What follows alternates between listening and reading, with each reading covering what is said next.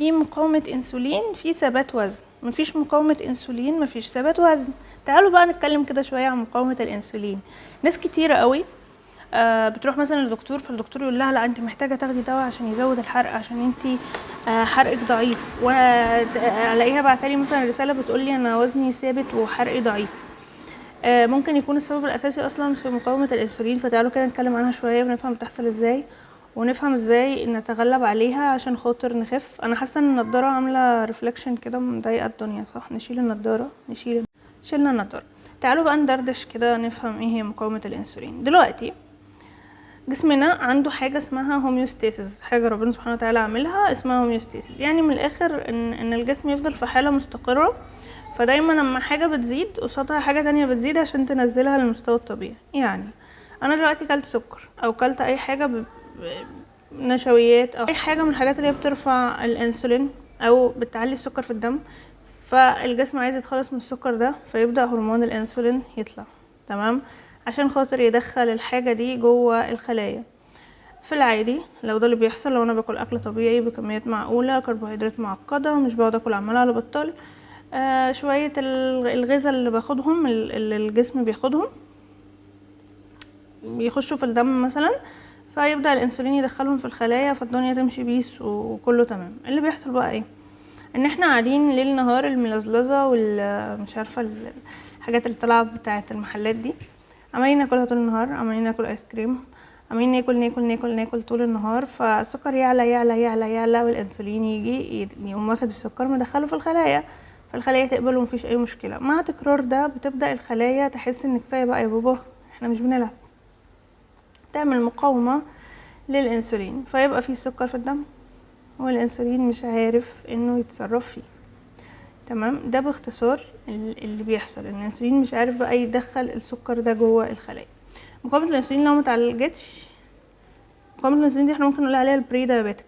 ما تعالجتش بنخش بقى في السكر، إن سكر الدم يكون عالي على طول ومشاكل السكر. تمام؟ مقاومة الإنسولين هي أم الأمراض، اي مرض في الدنيا. تمام؟ بنسبة كبيرة جدا. ليه؟ لان هي بتخلي الجسم في حالة التهاب بشكل عام. انت طول الوقت في حالة، جسمك في حالة التهاب مزمن. تمام؟ حتى تحسي بشرتك على طول فيها حبوب، تحسي جسمك وجعك، مفاصلك وجعاكي، مكسرة كده، مش مرتاحة. كل ده التهاب بسبب مقاومة الانسولين. طيب بنيجي بقى لمشكله برضو تانية، هي فكره الجوع. ان انا جعانه على طول. ليه انا جعانه على طول؟ لان انا باكل بس الغذاء مش واصل للخلايا، فالمخ واصل له ان انت لسه محتاجه تاكلي، فتلاقي نفسك جعانه على طول، تقعدي تاكلي وجوعي اكتر، وتاكلي وجوعي اكتر، ومفيش اي حاجه بتحصل. تمام؟ طيب دي كده باختصار مقاومه الانسولين. مقاومه الانسولين بتيجي مع حاجه اسمها ميتابوليك سندروم او متلازمه الايضيه. يعني ايه متلازمه؟ يعني شويه امراض كده لازقين في بعض وبيجوا مع بعض على طول. فتلاقي عندك مقاومه انسولين لو اتثبت شويه ممكن حد يبدا يدخل في ضغط، يدخل في كوليسترول عالي، كله بسبب مقاومه الانسولين. كمان كبد دهني وقصه كبيره كده. تمام؟ طيب طيب لو احنا بقى عايزين نعالج مقاومه الانسولين، ايه الحاجات اللي احنا المفروض نعملها؟ انا قلت دلوقتي المشكله ان السكر بيكون عالي، فالانسولين بيطلع ومش عارف يشتغل. فبالمنطق كده احاول ان انا عايزه اقلل الانسولين ده، عايزه اريح البنكرياس شويه وهدي الدنيا كده على الجسم عشان الخلايا تعرف ان تمام مفيش حاجه، هو الدنيا بتمشي والدنيا تظبط. فايه الحاجات اللي انا محتاجه اعملها عشان اقلل الانسولين؟ اول حاجه انا بشوف دايما ان الاكل طول اليوم هو مش حاجه صحيه ومش حاجه منطقيه بالمره. يعني جو ان انا اكل كل ساعتين وجبه ده دايما انا بلجأ له لو حد عنده مشكله في معدته وحد عامل تكميم، الحاجات اللي هي محتاجه ياكل وجبات صغيره على مدار اليوم.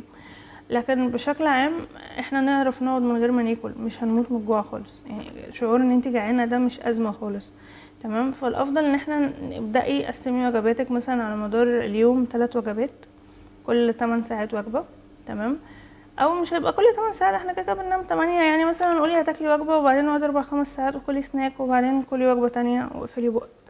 تمام؟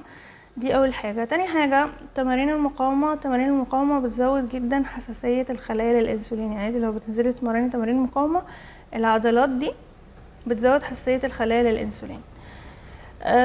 في نبات اسمه الانسولين بلانت. الانسولين بلانت ده اللي هو القسط الهندي، عليه ابحاث كتيرة جدا ان هو بيظبط مقاومة الانسولين وبيظبط هرمون الانسولين. تمام. الكورتيزول انا كنت عامله حلقه عن الكورتيزول، محتاجه انك تنامي بدري وتقومي بدري عشان الكورتيزول يكون قليل.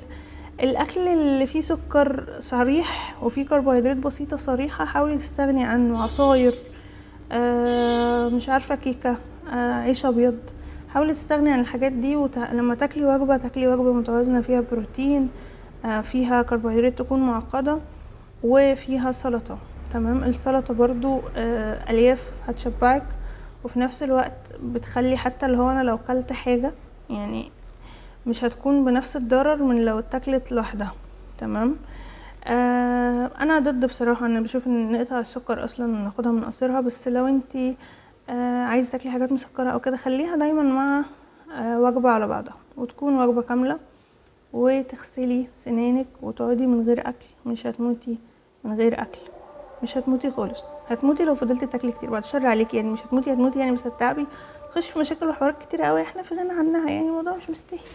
وكمان مقاومة الانسولين ممكن تعمل تكيسات مبايض، او تلاقي في مشكلة في البريود، عندك حاجة كده مش مظبوطة، حاسة ان في حاجة مش مظبوطة.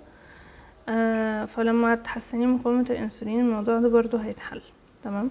في ادويه زي الميتفورمين الدكتور هو اللي بيكتبها لك لو انت محتاجه، بس انا بحس ان لو عرفنا نظبط الموضوع مع نفسنا من غير دواء يبقى كتر خير الدنيا، يعني مش ناقصين.